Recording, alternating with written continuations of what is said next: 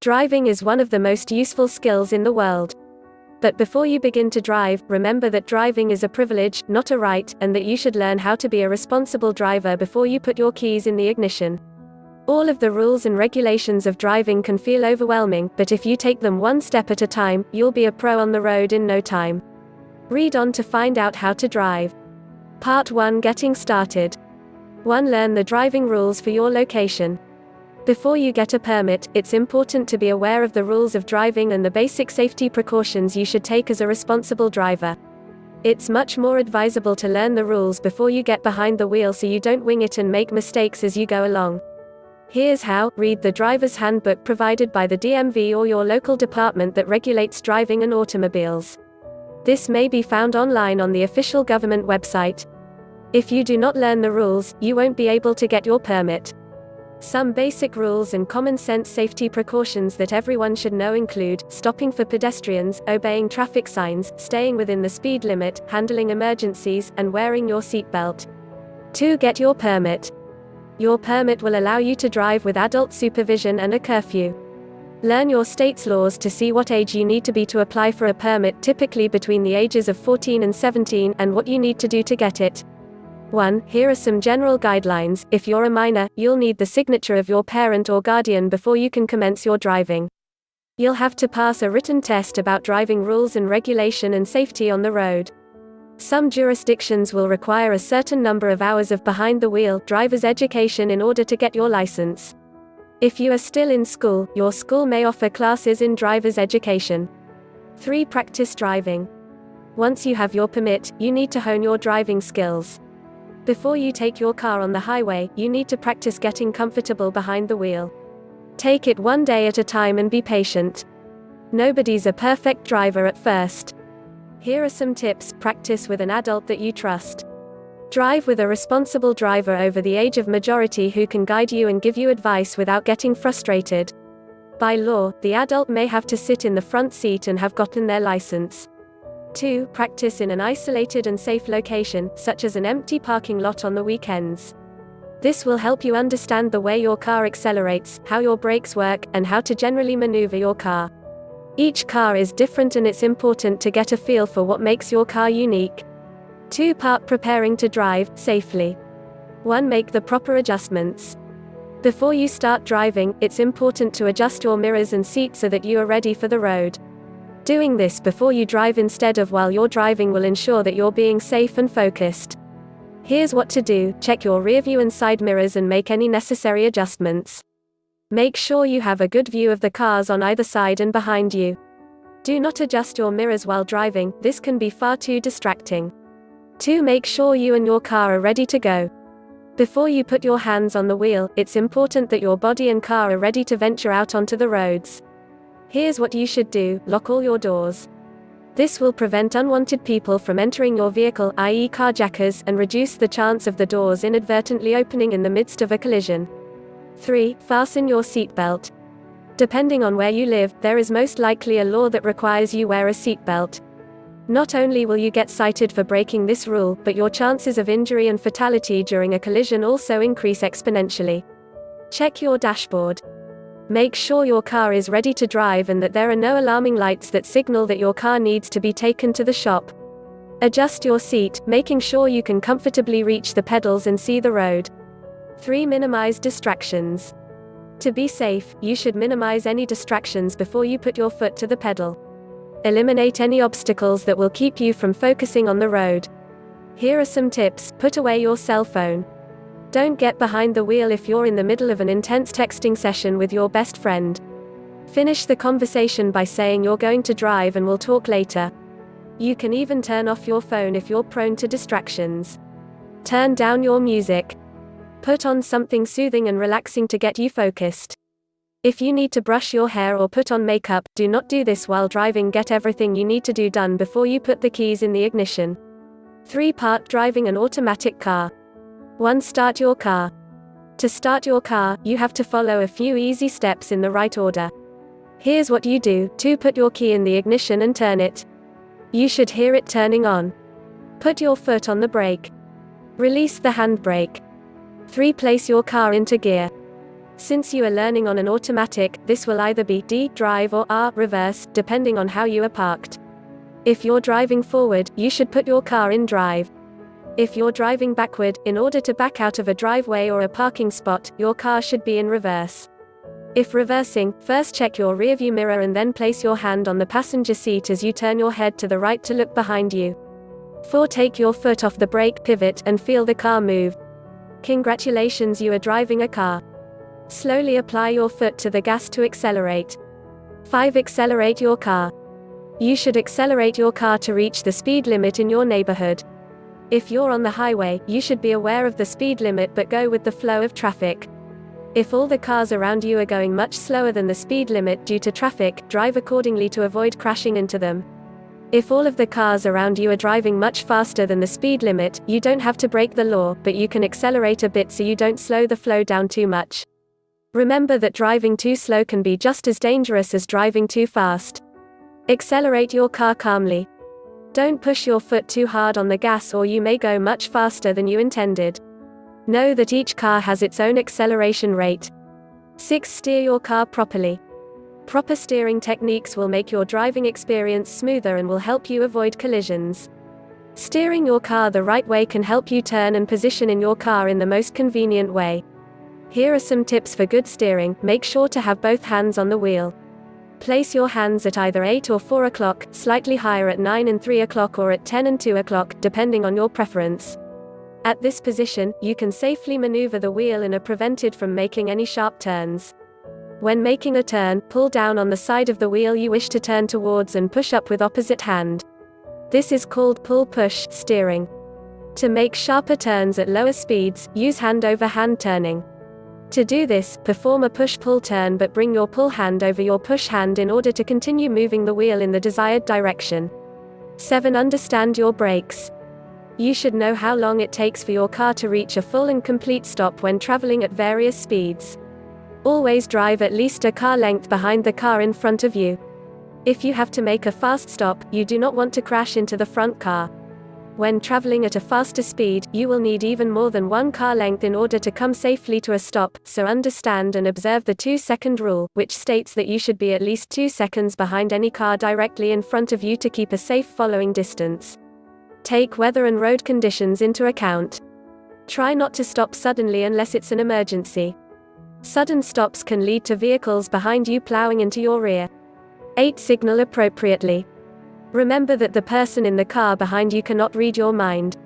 They don't know which direction you are going to move unless you signal. You should signal in the following situations. 5. As you approach the last 100 feet, 30.5 meters before your turning point, left or right turn.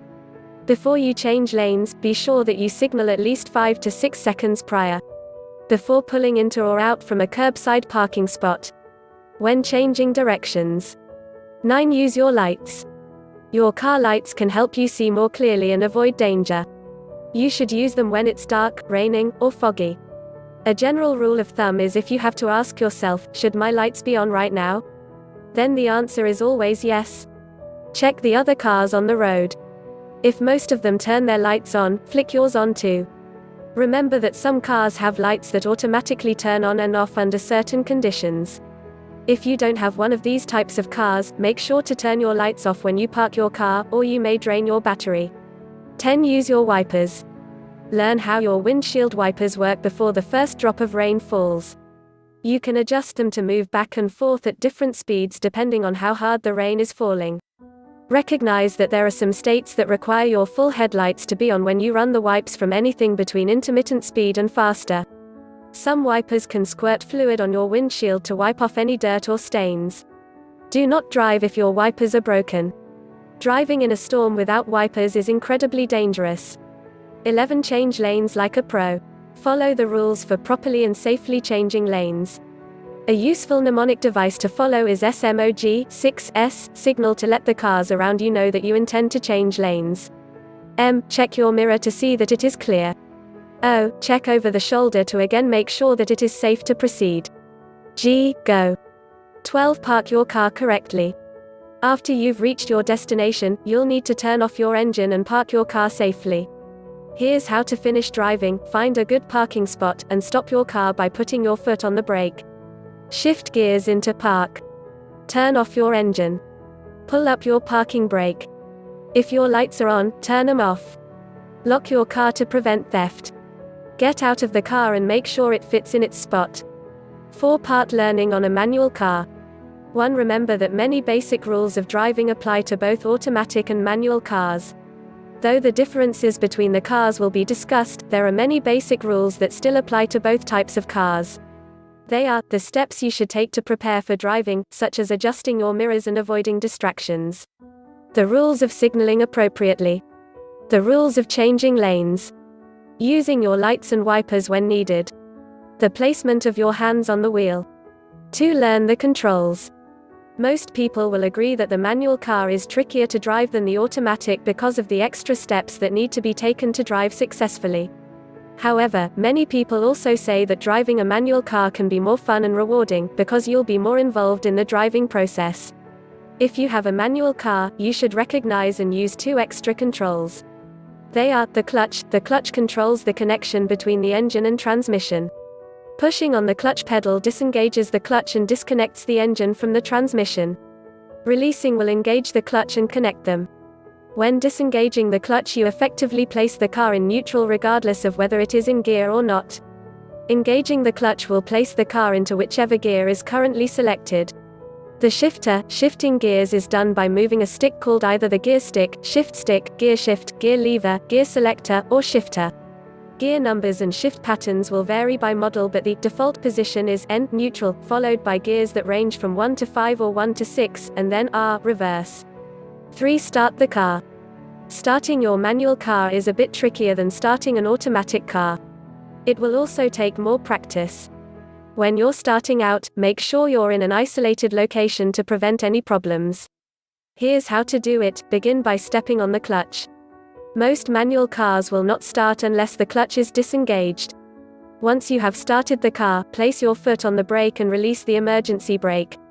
If moving forward, place the car into first gear. If reversing, place the car into reverse R. As you slowly release the clutch, slowly apply pressure onto the gas pedal. You will hear the engine revving up and then feel and hear the clutch catch. If the car moves forward without the engine stalling, then great work. You have successfully started the car and are traveling in first gear. 4. Switch your gears to match your speed. Shift gears just as you would from neutral to first gear in order to move into the higher gears. Before you start switching gears, remember these points. You must shift gears in this order. Disengage the clutch by pressing on the clutch pedal. Shift gears using the shifter. Re-engage the clutch by slowly taking pressure off the clutch pedal while stepping on the gas. Think of the clutch pedal and gas pedal as being proportionate to the other in pressure. They should act in concert together in the same way that a seesaw behaves. When one goes up, the other goes down. Gradually applying gas while engaging the clutch will make shifting gears smoother. It will take time, but once you master the feeling of the clutch and gas, it will become second nature. 5. Move into higher gears for higher speed. Each car will have its own speed range for each gear. Some will tell you to only switch gears after reaching a certain RPM. Listen to your car and switch when you think the engine needs to make the change. 6. Brake appropriately. Press on the clutch pedal and move into neutral when braking. Moving the car into neutral will ensure that the engine is no longer moving the transmission and prevents you from stalling as you decelerate with the brake. You can potentially save gas and improve the life of your brakes by downshifting to decelerate. This takes practice, however, so begin by just using your brakes. 7. Park your car. Once you've found the right place to park your car, it's important to follow a few key rules to park your manual car properly. Here's what you should do: leave your car in gear, not neutral. It'll typically be in either reverse or first gear. If you leave it in neutral, it won't stay put. Take your keys out of the ignition. 5. Part getting your license. 1. Take the appropriate steps to receive a license.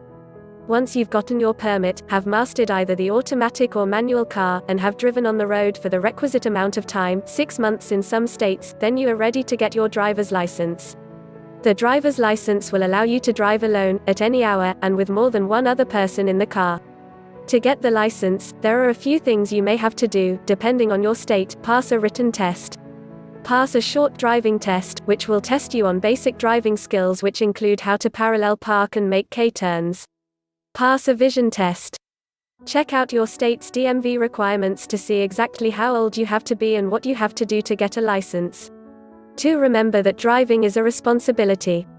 Once you've done everything you need to do to get your license, you should remember to be a cautious, safe, or responsible driver. If you don't drive by the rules, your driving privileges will be revoked and you may get in trouble with the law. Here are some things to keep in mind once you're a licensed driver. Always put safety first. Safety should be your priority over fun. Don't do anything that compromises your safety, like cram 7 people in your car, driving without a seat belt, or be a generally distracted driver. Your driving skills could always be improved. Make notes of things you want to work on, from making smooth turns to signaling ahead of time, and work to address your driving flaws. Keep your passengers safe. Make sure your passengers are behaving appropriately before you start the car. If they are hanging out of windows, not wearing seat belts, or not respecting the roads, don't start the car.